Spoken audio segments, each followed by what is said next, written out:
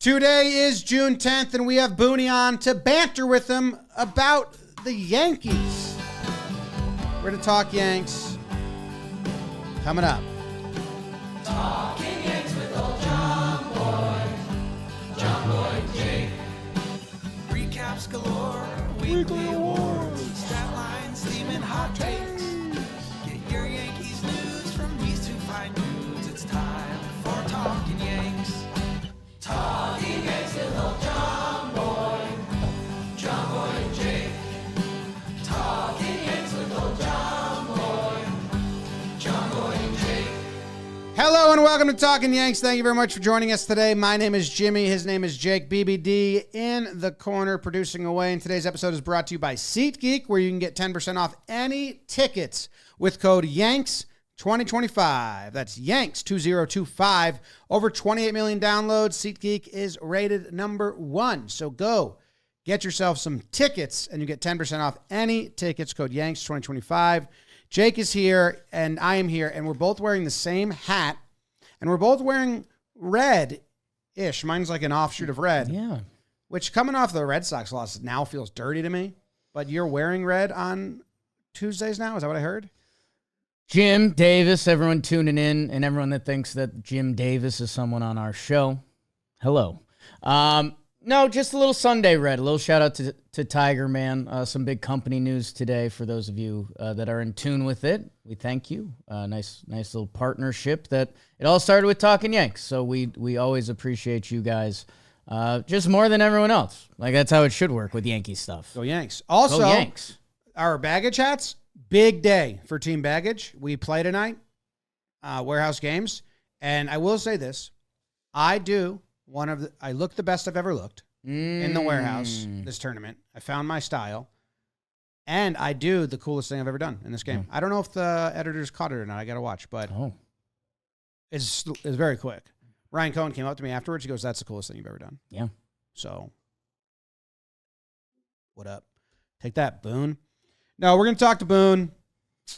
I know some people are out for blood, Jake. I'm still not truly...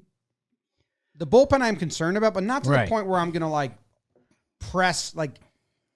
I still feel good about this club. So the Boone interviews, if you're thinking it's going to take a turn because they just lost to upset banter, it hasn't for me. I'll just be honest. I would say a lot of people on our program are familiar with the lifeguard analogy about reaching for potential flags. Yep. I think it's right now... There's a yellow flag in our bag that we've brought with us to the stand, and we double check that it's there. Because, hey, if they win this Royal Series, if they win this Red Sox series, we're still dominating the East. We were going to lose series at some point. We just went on such a great streak of winning series and winning on record days that something had to happen. It's a long season. I will say, as far as my flags go, right. On the season and the playoff potential, I don't have my hand on the flag. I'm nothing. I'm good. I'm sitting in a lifeguard chair and enjoying the breeze.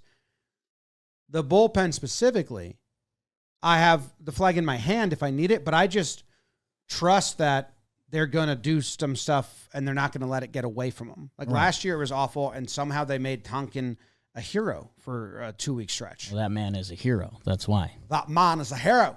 So that's where I stand, and that's so it's a fun combo. But if you're looking for an angry combo, it's not that. Hey, go beat the Royals. Go beat the Red Sox. If they have a tough road trip, then I will. Yeah. 16 games, 16 days. Yeah, something. Summer baseball. We here.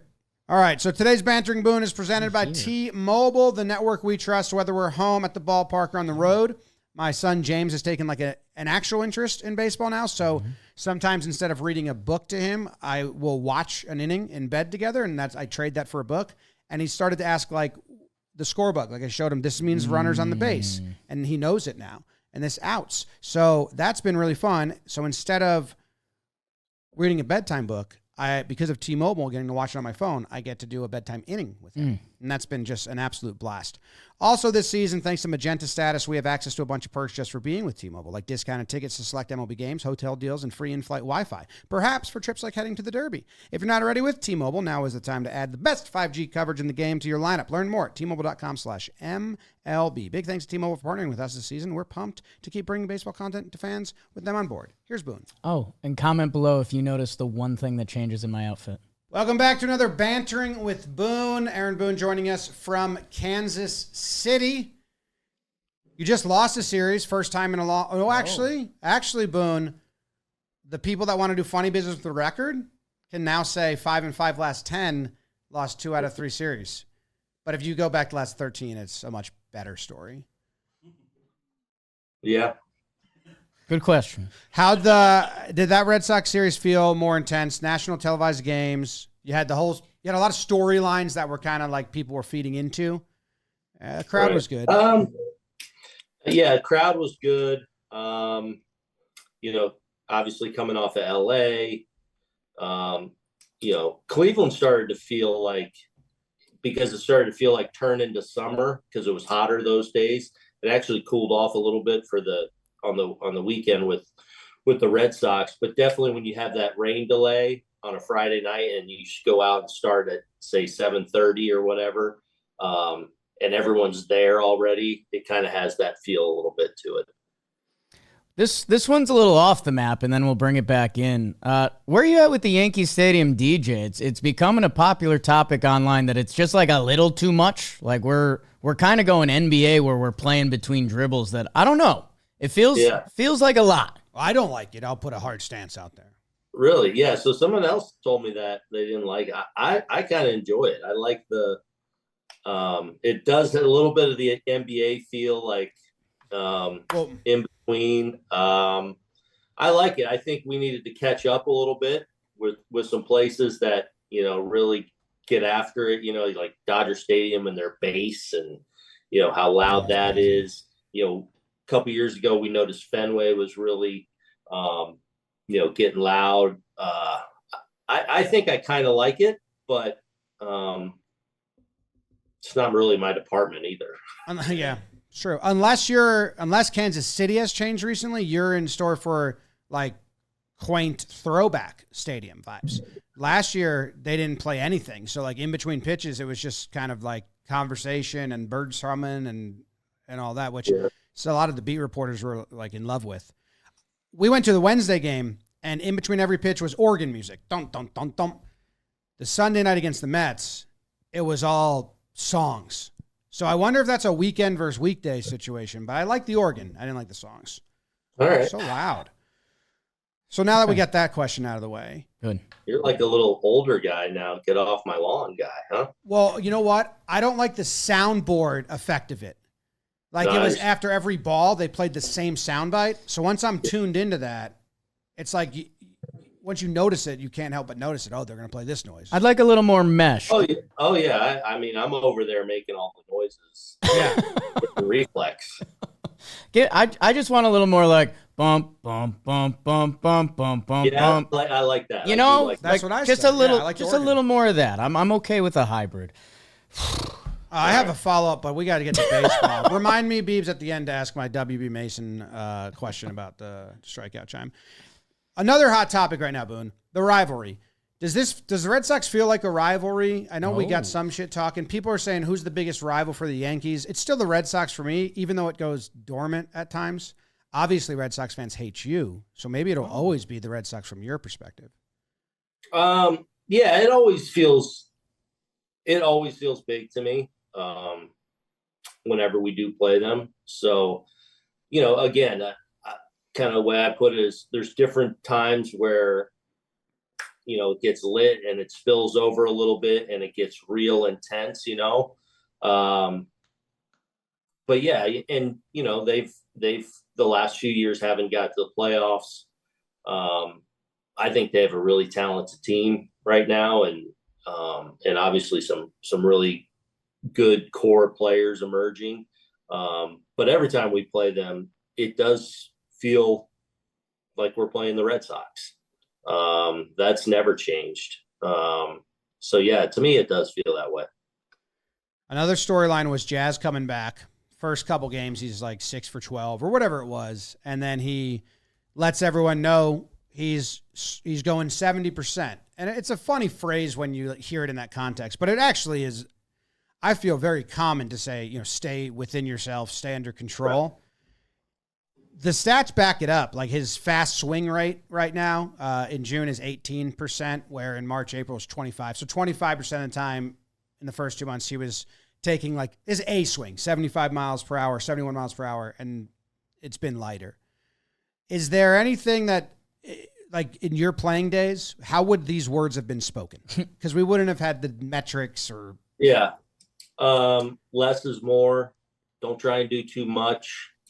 You've got plenty, it's about executing a quality swing, like on time, sequence, kinetic chain, all that on, so that's what it's about. But I think it's just, because he put like a number on that, it's just a Jazz way of saying, hey, I don't need to go out there and, swing for my heels, and I think that approach is the right approach for him, because he is so dynamic in so many ways. So it was good to see him get off to a good start coming off the IL, a month down. You get a peek at just how important he is to our team with the things that he can do. And again, he's still a fairly young player, so it's like those things you kind of learn, hopefully, and he's in that point of his career where hopefully he's still ascending to a degree, and those are things you learn about yourself and about the game that can help you continue to ascend. Hey, with Jazz, like, keep Jazz versatile. He's playing third base right now. We just had an interesting convo for Sunday night's episode where the past couple of years we've seen DJ play a lot of third. And now we're seeing him at second base. Is there ever any thought process to switching those guys? Like if you ever had a team with more pull players, like I don't know. I guess we've just seen a ton of DJ at third the past couple years, and Jazz looked very strong at second. Yeah. And Jazz looked very strong at third too. True. So let's not leave that out. True.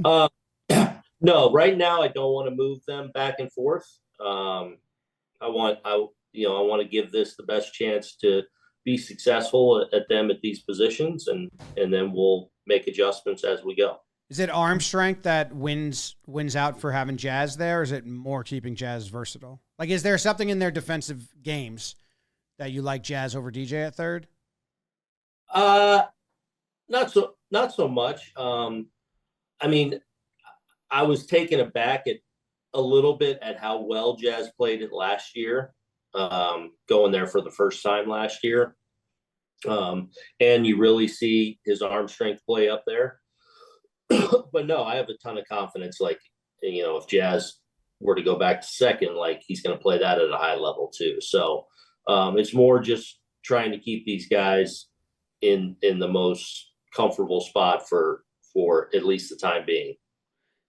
Staying on Jazz at third, we had another conversation about this, and I'm genuinely curious, and you were big league third baseman, so you can answer it. The play that Volpe to Jazz on the force out, the World Series repeat, they actually made that play opening day against the Brewers. It's a tough play. I've been watching like around the league every time a shortstop throws to third baseman, just trying to see. My interest is the footwork. You talk so much about the footwork of a first baseman and getting to the bag and then giving the target, or giving the target, then getting the bag, and depending on where it's going and who it is. Is there specific footwork on that play as a third baseman that, No. Because a lot of it's gonna be maybe slightly different every time, because typically as a third baseman on a ball in the hole, you're initially going to react and move to it. Mm-hmm. Right. And then at what point, like we had it happen the other day where Peraza was on the move. Reyes didn't get back. Reyes, yeah. But it's not it's not he screwed up. It's he reacted to the ball and then realized, okay, I'm not going to be able to get it. I got to shut down and and get back to third. So it's more of a timing thing. Obviously with the runner coming, you want to kind of get to the outside because it can be a tricky angle for the shortstop. Sometimes if it's happening fast and that runner is gaining ground on third, it's not just a routine ball hit sharp to the backhand where you just, flip it over there. It's a little slower developing, so it's a little bit more of a bang bang play.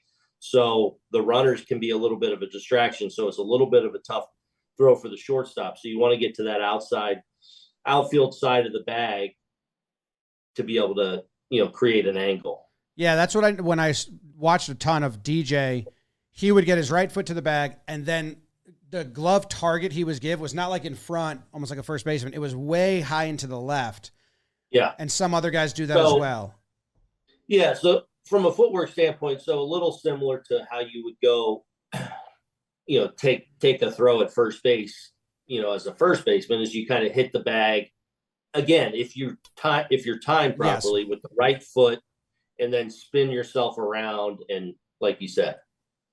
I love the nuances of that. Like I like hearing A-Rod when he's talking about if it bounces twice on the grass, I know I have the time for the double play, but if it bounces 3, I got to go to first. I can't get the guy second. Like, guys have different calculations like that the average fan doesn't really know go into the positions. So yeah, I mean, one of the biggest adjustments to when you become new to a position is the clock. Yes, not the pitch clock, the actual that internal clock of how you play the game. And when you have experience at a position, typically it's very good. You know what it takes to make every single play based on how it was hit, the runner, all that. And that's one thing I thought Jazz did a pretty good job of last year. Like, yeah, he's athletic and range and the arm, and he was making plays, but he seemed to have a pretty good internal clock for a guy that hadn't played it a lot. That's what A-Rod also talked about teaching Didi when Didi came over and playing shortstop the first year. He was like, I had to teach him how to count between pitches and anticipate and all that. That stuff fascinates me. One more thing on Jazz. You were on ESPN Sunday Night Baseball. You've been on the other side of player interviews. I'm coming around on it because I think you got to promote the players in the sport. But when you see Jazz talking to the broadcast and then the spin throw, which was a hard play anyway, fans are like, get out of here, thinking it caused it. And maybe it did a little. I have no idea. Do you have any thoughts? Like, do you not want your players mic'd up? Or do you care? Not necessarily. I mean, these guys, it's 2025. I understand that's part of it. I don't think I would have wanted to be doing that, or I'm sure a lot of our guys would not want to be, but I think over the years now, as they've done that, we've seen a lot of guys do some really amazing things mic'd up. And so I just think it's a product of the time a little bit. It was, but my personal, I don't necessarily love it. Okay. What about when they interview you in the middle of the game and ask you all those really juicy questions? You give those really long, thoughtful answers to? Yeah. Comes with the job, I guess. Promoting a player during a regular season game is smart. The manager interviews when you guys aren't going to show your cards in any way is the biggest waste of time you could possibly have on a broadcast. Yeah, spring training, it's fun, but like in the middle of the game, especially postseason, like you're not going to say. I agree. Spring training, you talk for the inning, you're sitting behind the screen. Yeah, those are funny. I agree. Hey, Big G, it's been a topic on these the past couple weeks. We've got rehab assignment. He's going to Somerset today. What else can we know? That's it. That's all I know right now. So I know he's planning on being there. I know he's going to play today. I think tomorrow as well, and then we'll kind of reconvene on Thursday to see if that's just a day off or a baseball day, or if he plays another. So we're getting close, obviously. Yeah, he could and he's gotten a ton of at bats down in Tampa the last couple of weeks. So now just get him up north a little bit, and we're getting close. Right. It feels like he could, if he's playing today and tomorrow, and then you could check in on the next day. And if he's feeling really good, then there's good. He could play at Fenway. Then Friday they could play it. Oh, yeah. Where he has a 312, 386, 532 slash line. Seems to love hitting there. We'll see. That's interesting. Where, like, righty mashers thrive. Righty mashers. Yeah. I wouldn't even call him that. He's, like, kind of, like, more harmful than I'm. When you think about, you imagine violent a righty masher, you don't think of him. Yeah. Chopping down trees. DraftKings baseball fans, the season is heating up. Every at bat, every inning, every pitch. I'll zoom in even further. The road to October is taking shape, and there's no better time to get in on the action with our partners at the DraftKings Sportsbook. The other sports are winding down.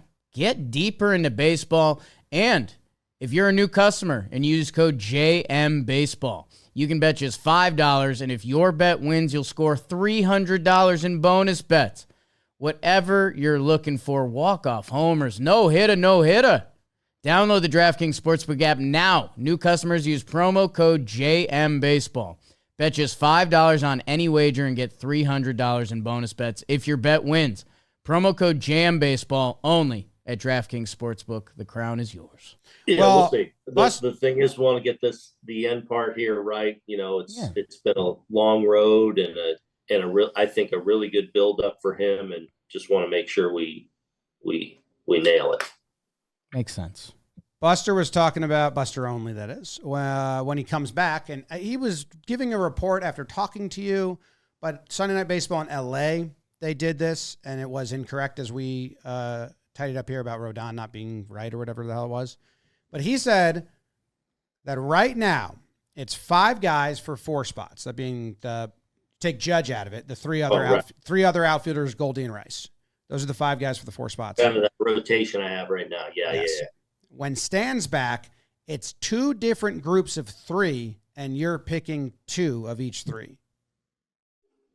I mean, again, it's not here yet. So, but I mean, there's a little bit of the, Giancarlo, Rice, Goldie, DH, first base, and then, left and center with Belly, Grish, and JD. So, there's a little something to that, but we'll see. We just like the phrasing. It made us laugh. No. Because you could have just went 4 and 6, but 2-3-2-3. It's math. And it went right to commercial after. And we were like, you reduced it. You reduced it down. Fractions. Mm-hmm. Hey, another guy I've been driving the bus on, the Brubaker bus, and maybe double check us on this because we're not sure, but I think with his rehab window closing and he's a major league contract, that if the websites tell us he's out of options, so would that mean that he's one more start down there and then we've got to make a decision? Yeah, we'll see. Okay. A long road for him too, and with just the little minor setbacks along the way, and it feels like he's built some good momentum here, and so we'll see. We'll obviously have some decisions. Okay. With Weaver out, and Cruz coming back, so that game 2, or was it when they get it within 1, right? Mm-hmm. But Yarby got knocked around. Yeah. You're limited there in your bullpen moves. You're not going to bring your closer in when you're down 1. I understand that in a June game. There were people screaming at you for that. I had your back this time. I said, no one's going to do that. Why would you do that? Well, I think you do it had he not pitched the day before. Well, yes, that's what I'm saying. Because then you potentially lose him for game 3. Right. Yeah. On a game you're chasing. So. Yeah. And then Loizaga was 2 in a row. Not going to go 3 in a row. Cruz could have went, but my assumption is he's coming off the IL and you don't want to use him back-to-back instead of Hamilton? Or was Hamilton the choice over Cruz? Cruz did go. Oh, and that he went earlier in the game. Yeah.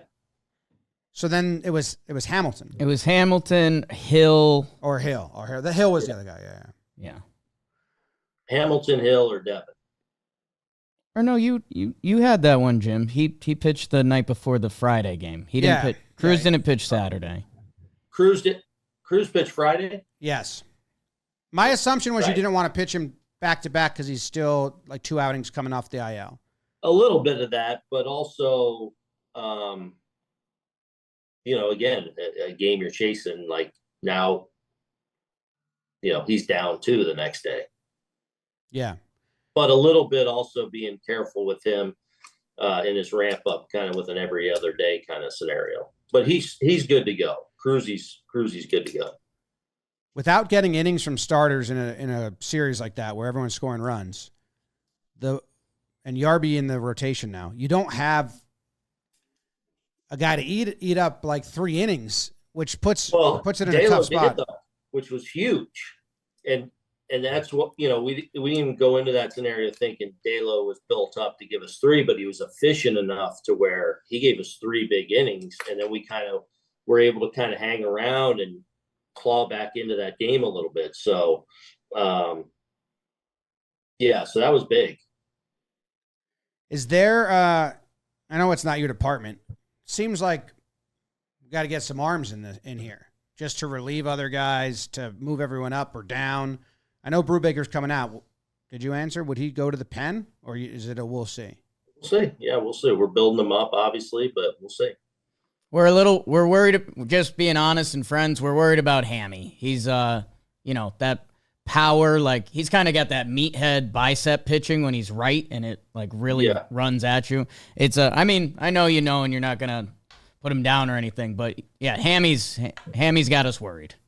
Yeah, he's just, there's been some inconsistencies there. Like he'll flash a really good outing at you, like where he's really efficient, where the sinker Slambio's like, boom, dialed in. And then, there's been a lot of those outings where he struggled with the command of it, where it's, 2-0 and it's pulling fastballs a little bit. And he's kind of feeling for his, I don't know, if release point or delivery a little bit. So hopefully we can get him, build some outings and get some consistency going, because we know when he's right how good he is. Earlier in the season, the Yankees were walking batters left and right, and you were getting perturbed, and you were saying, hey, this has to stop. And it's creeping back in. So if you want to do another perturb session, it really worked last time. It was great. It stopped. You went on that West Coast trip, or the first one, Sacramento, Seattle. From there on, it was like, all right, we're throwing strikes. We like strikes. We like strikes. Okay. Send that clip around the clubhouse. You're seeing a couple, the prospect hype train in baseball is what it is, but you're seeing a couple fun ones coming up this week with Jack Caglianone, and then the Red Sox just called up Roman Anthony. Do you have, if there's one of the new kids on the block, like a top 5, top 10 prospect, do you have something in particular you're scouting out, or are you just kind of taking it all in to see what the kids look like? Yeah, more just taking it in. Like, obviously we'll have our scouting report on them, and I know, but that was obviously newsworthy with Jack getting called up, and then Roman yesterday. So, I'm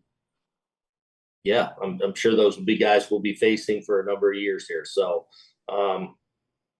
hopefully we can slow them down a little bit. I like that. Dominguez thumb, is he okay? He played 3 of the last 6. I don't know how much of that is injury or just the rotation right now of the 3. So, but that's not something that's leaking into any decisions. Like we're fully good to go. No. Yeah, thumb's fine. Okay. Since his 3-homer game, the slugging's been like zapped. I don't know if the scouting report, like he put his name on the marquee with 3 homers in one game, and now he's getting pitched to a little more carefully or something. But I think it's a 280 slug since then. 280. I know seasons have ebbs and flows and stuff, but yeah. I feel like he's having pretty good at bats. I feel like he hasn't finished off a couple of at bats. Like, might have been one of the Cleveland games where, I don't think he got hit, but I was like, man, he's all over everything. And he even had some swing and miss where I'm like, man, he's on time for that. And he even came back, and I was like, you're on that, aren't you? He goes, yeah. So he's, hitting. It's hitting. So I feel like his at bats are there, and just needs to get some results with it. I have a scenario for you in the future that I just want to look at your eyes' reaction to this. It's exciting. Ready? They have a righty starter So you start Rice and Stanton or Rice and Goldie. And then close game down the line, they bring in a lefty to face the lane with Dominguez in, and you get to go, ha-ha, and pinch hit Stanton or Goldie. That's going to be a fun time. Yeah, I mean, right now we usually have a pretty good hammer on the bench, depending on who I sit that day. There's potentially a couple really good hammers on the bench. When Big G gets back. You seen anything from Goldie? I know he was off to a crazy start. It's a little slower. To me, the only thing I've noticed is he's taking more pitches in the zone, and I feel, and he was not striking out a lot at all earlier, but I felt like every pitch in the zone he was attacking, and he's had a couple down lookings recently, which strike two down looking. I just feel like it wasn't part of his first 2 months at all. I don't know. I mean, he's pretty disciplined to his plan, at bat to at bat. So, that could just be a little ebb of like, I didn't finish off my plan, or I was looking for something else in that spot. That's going to happen. But no, I feel like his at bat wise overall, he's been fine.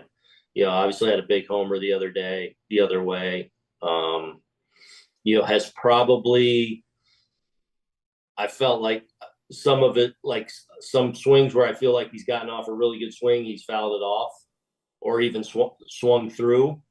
So that could just be a little bit of a, in season, next level of timing thing. All right. Anything else, Jimbo? We got trivia. Just my W. Mason point that I noted. A lot of opposing players hate the whistle, though. That was bad. The W.B. Mason. Yes. Yeah. We were at the game, and I explained, like, that's an ad. That's W.B. Mason. Like, that's a sponsor's whistle. Because people, it just feels like part of the game. And then we were having a fun game of what would be another brand's, like, jingle that would piss people off. Like, if you struck out and it was just, like, the Meow Mix song, like, meow, meow, meow. Would you have any that, like, if you got to choose, that you would want to throw out there? I don't know. I don't like when we're at Fenway and we strike out and you get the woo, like that's a trigger sound for me.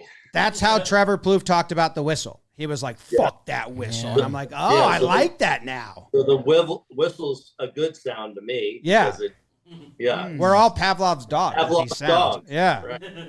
Dog. Yeah. Do McDonald's, just I'm loving it. That would be good. The Star Wars horn. Other teams are starting to really hate that. I think 2 strikes, 2 outs, we landed in a good spot. Every 2 strikes was too much. Yeah, I mean, I'm over there every time 2 strikes comes up. I'm going. Yeah, when we had a watch party and everyone in the audience did it, I was like, okay, that's fun. That's cool.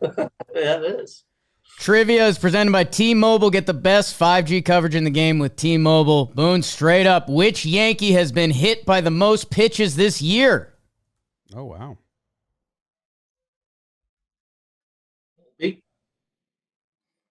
Volpe and Judge are tied for 3. At third. I phrased that weird. They're tied in third place with 3. Okay. Bellinger? No. It's a lefty. Wells? No. Wow. Rice. Ben Rice, first on the team, 6 hit by pitches. Jazz and Wells each have 4, so they're tied for second. All right. Yeah. That was bad job by me right there. Hey, man. You're having a bad start. Really bad start. Which umpire has ejected you the most? Do you know that? How many is it? 4. Jeez. Really? Yeah, he got you in 2018, 2020, 2022, and 2024. Carapazza. Yep, and 3 of those 4 were when you were playing Tampa Bay. Oh. Yeah, Carapazza's got you 4 times. I like Vic, too. Well, 1 was hit by pitch after warning, so you didn't like yell at him or anything. You just had to leave. Yeah, there you go. Yeah. All right. All right, Blanche. Thanks, Booney. See ya. See ya. Hey, everybody. We're heading to the All-Star Game event this year in Marietta, Georgia. This year, we can't wait to see you. We're offering early access to our Substack subscribers for 24 hours with limited availability. VIPs will get the opportunity to hang out with our creators, get your own John Boy Media All-Star jersey, and a couple drink tickets. The event's taking place at Glover Park Brewery in Marietta, Georgia, with a food truck on site. Bing. VIP entry starts at 6:30. General admission at 7:30. Head to shop.johnboymedia.com to get your tickets now. Shop.johnboymedia.com. Wow, what an interview by us. And this show is sponsored by BetterHelp. Men today face immense pressure to perform, to provide, to keep it all together. So it's no wonder that 6 million men in the U.S. suffer from depression every year, often undiagnosed. It's okay to struggle.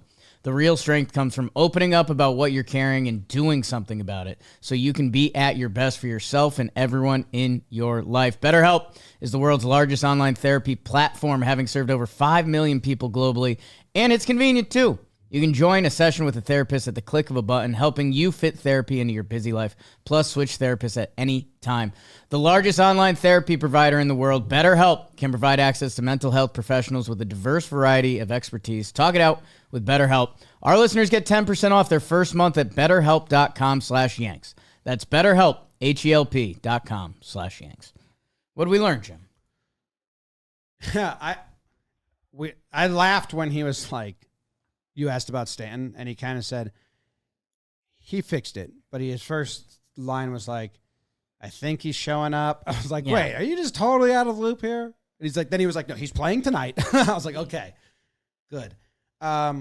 Seems like he's going to play at Fenway. I mean, for Boone to say he's going to play today and tomorrow and we're going to reassess is one of the biggest tells I think he's given just us. In case I think he was thrown off by Kansas City, and there was a little Wi-Fi situation in the room that I think the guard was down just a little half-inch more. And I think he's like, you little fuckers kind of know.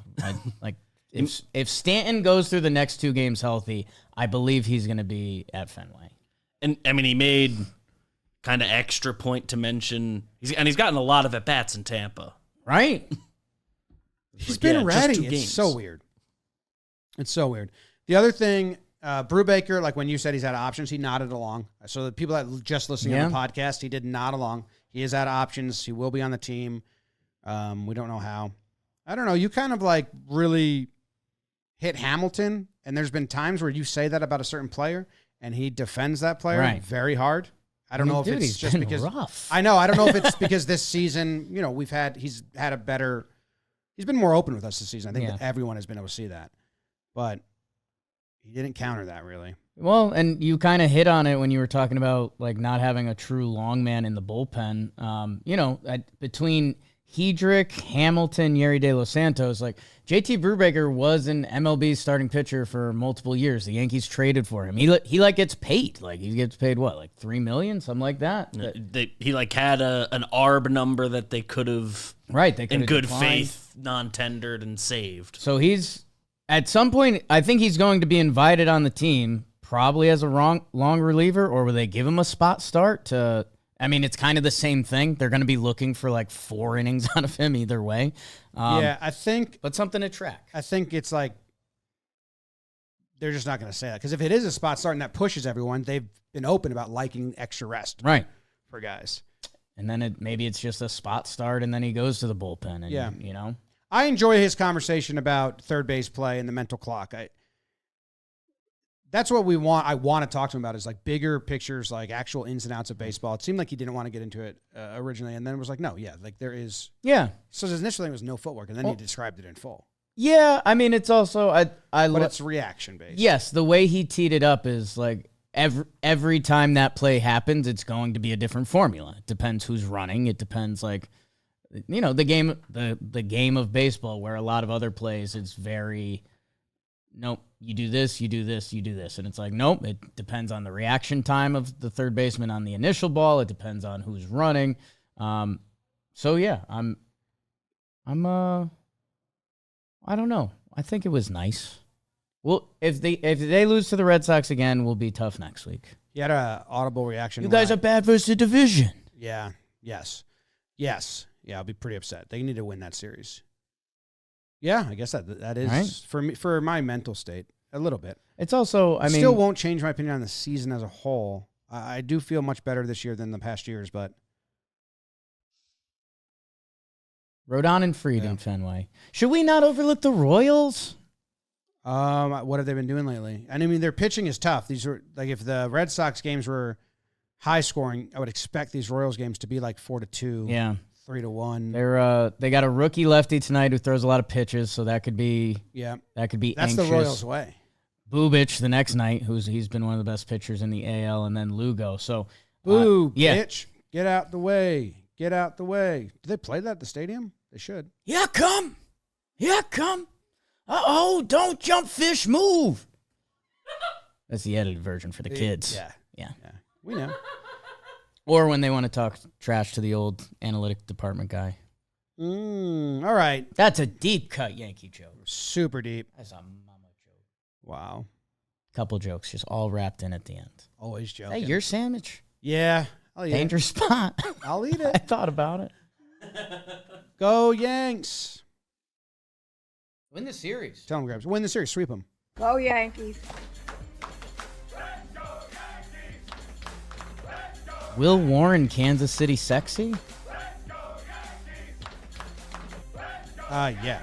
Kind of that return from war look. He does have that.